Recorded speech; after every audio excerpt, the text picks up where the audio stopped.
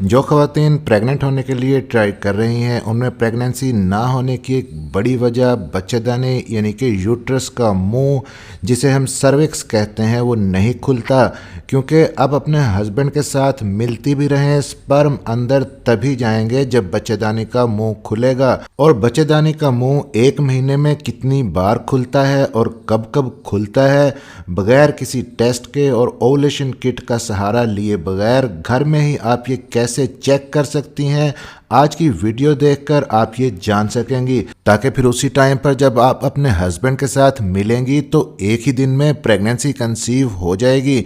मेरा नाम है डॉक्टर ताहिर। आगे बढ़ने से पहले चैनल को सब्सक्राइब जरूर कर लीजिएगा। तो पूरे महीने में सिर्फ 2 बार ही सर्विक्स यानी बच्चेदानी का मुंह खुलता है। पहली बार तब खुलता है जब आपको पीरियड्स आते हैं ताकि मेंसेस का ब्लड बाहर निकल सके।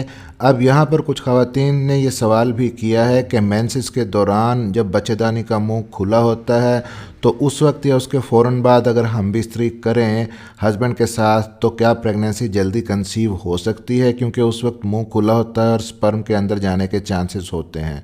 तो किन ख़वातीन में ऐसा मुमकिन है ये भी आगे चलकर मैं इसी वीडियो में आपको बताता हूँ।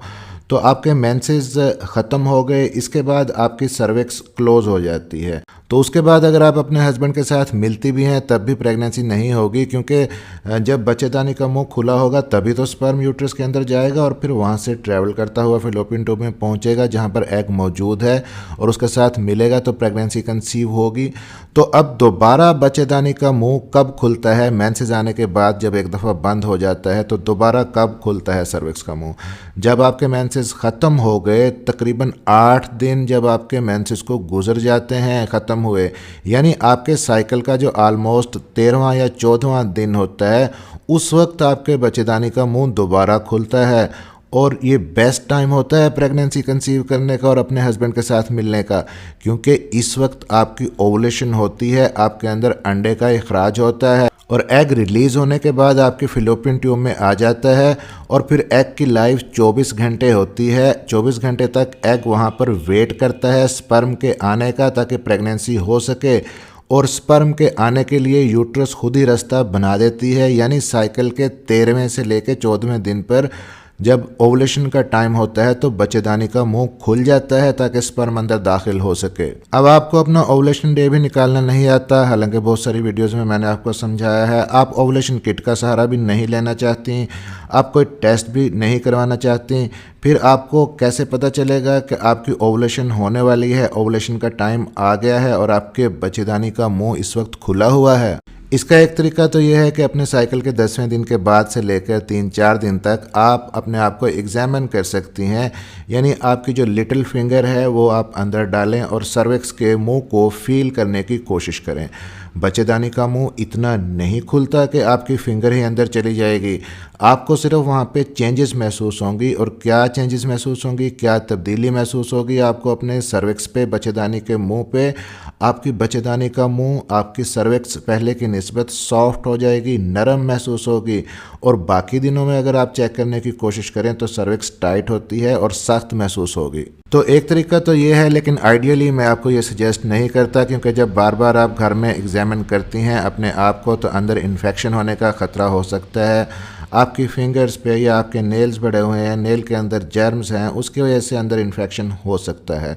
तो दूसरा तरीका ये है कि एन उसी टाइम पर आपको कुछ अलामात आएंगी, ओवुलेशन की सिम्टम्स जिन्हें हम कहते हैं, उनसे आप समझ जाएंगी कि आपके अंदर एग रिलीज़ हो गया है, आपके बच्चेदानी का मुंह भी खुल गया है। और इन दिनों में पूरा एक हफ्ता एक दिन छोड़कर आप अपने हस्बैंड के साथ मिलेंगी तो हमल ठहरने के चांसेस मैक्सिमम होंगे। और ये अलामात कौन सी होती हैं, ओवुलेशन की सिम्टम्स कौन कौन सी हैं, मैं पहले डिटेल से इस पे वीडियोस बना चुका हूँ, चैनल पर मौजूद हैं, आप देख सकते हैं। फिर भी ब्रीफली यहाँ पे बता देता हूँ। तो उसकी एक सिम्टम तो ये होगी कि उस वक्त आपको डिस्चार्ज आएगा वजाना से, जिसे हम ओवुलेशन डिस्चार्ज कहते हैं, जो बिल्कुल क्लियर वाइट होगा, म्यूकस की तरह होगा और स्टिकी होगा। और आपकी तबीयत आपको पहले से थोड़ी सी अपसेट महसूस होगी, आप थोड़ा सा डाउन फील करेंगी जब आपके ओवुलेशन के डेज होंगे। इसके अलावा आपको पेट के निचले हिस्से में एक साइड पर हल्का सा दर्द होगा, ये दर्द बिल्कुल लाइट होगा और प्रिकिंग टाइप पेन होगा और मोस्टली ये पेट के एक साइड में ही होता है। जिस साइड की ओवरी से एग रिलीज़ होता है उसी साइड पर आपको पेन महसूस होगा। तो इन अलामात को देखकर भी आप अंदाज़ा लगा सकती हैं कि इस वक्त आपके बच्चेदानी का मुंह खुल चुका है और हस्बैंड का स्पर्म अंदर जा सकता है और आप प्रेगनेंसी कंसीव कर सकती हैं। तो आपकी मज़ीद आसानी के लिए आप अपने मेंसेस के पूरे साइकिल को 3 हिस्सों में डिवाइड कर लें।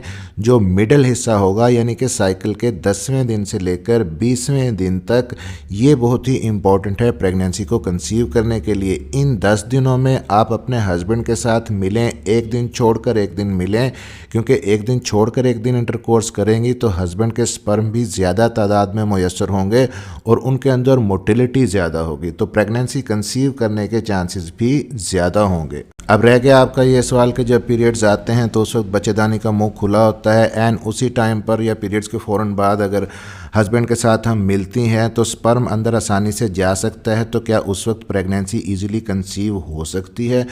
तो कीप इन माइंड कि प्रेगनेंसी को कंसीव करने के लिए न सिर्फ स्पर्म की ज़रूरत होती है बल्कि एग की भी ज़रूरत होती है, और अंडा आपके अंदर एक फ़िक्स टाइम पे रिलीज़ होता है और एक ही दिन रिलीज़ होता है और एक ही एग रिलीज़ होता है। हाँ, एक पॉसिबिलिटी यहाँ पर हो सकती है, कुछ ख़वातीन में ऐसा हो सकता है।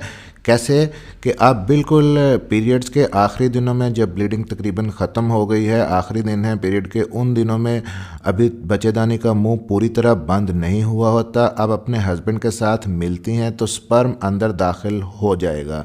अब स्पर्म की जो लाइफ है वो 4 से 5 दिन तक मैक्सिमम स्पर्म फीमेल की बॉडी के अंदर ज़िंदा रह सकता है। तो अगर आपका साइकिल शॉर्ट है यानी कि 20 से 22 दिन के बाद आपको माहवारी आती है हर दफ़ा, तो आपकी ओवुलेशन भी जल्दी ही होती है। तकरीबन साइकिल के 9वें से 10वें दिन तक आपका अंडा रिलीज़ हो जाता है अगर आपका शॉर्ट साइकिल है, और स्पर्म चूँकि पहले से अंदर मौजूद होता है तो एग के साथ मिलकर एग को फर्टिलाइज कर सकता है और प्रेगनेंसी कंसीव हो सकती है इस सूरत में। लेकिन ऐसा बहुत रेयर केसेस में होता है। अगरचे ऐसा माना जाता है कि मर्दों के स्पर्म फीमेल बॉडी के अंदर 3 से लेकर 5 दिन तक ज़िंदा रह सकते हैं, लेकिन आजकल की जो डाइट है और जो लाइफस्टाइल है उसको मद्देनज़र रखते हुए मर्दों के स्पर्म इतने पावरफुल नहीं होते कि वो 5 दिन तक फीमेल बॉडी के अंदर सर्वाइव भी करें और फिर प्रेग्नेंट करने के काबिल भी रह जाएं। और ओवुलेशन हो गई, एग और स्पर्म आपस में मिल गए, प्रेगनेंसी कंसीव हो गई, इसके बाद होनी होती है इम्प्लांटेशन। और आपकी इम्प्लांटेशन सक्सेसफुल हो सके इसके लिए कुछ बहुत ही इंपॉर्टेंट टिप्स हैं जिस पे एक वीडियो मैंने ऑलरेडी बनाई है। अगर आप देखना चाहती हैं तो लिंक ऊपर आई बटन में और नीचे डिस्क्रिप्शन में दे रहा हूँ, ज़रूर देखिएगा। चैनल को सब्सक्राइब ज़रूर कर लीजिएगा और बेल नोटिफिकेशन ऑन कर लीजिएगा ताकि डॉक्टर हेल्पिंग हेल्थ की नई आने वाली वीडियो आप तक पहुँच सके। मिलते हैं अगली किसी वीडियो में, तब तक के लिए अपना ख्याल रखिएगा और कमेंट्स बॉक्स में कमेंट्स ज़रूर कीजिएगा, क्योंकि आपके कमेंट्स अगर मैं रिप्लाई ना भी कर पाऊँ तो पढ़ता ज़रूर हूँ और फिर उन्हीं कमेंट्स को लेके उनके आंसर मैं वीडियो की शक्ल में लाजमी देता हूँ।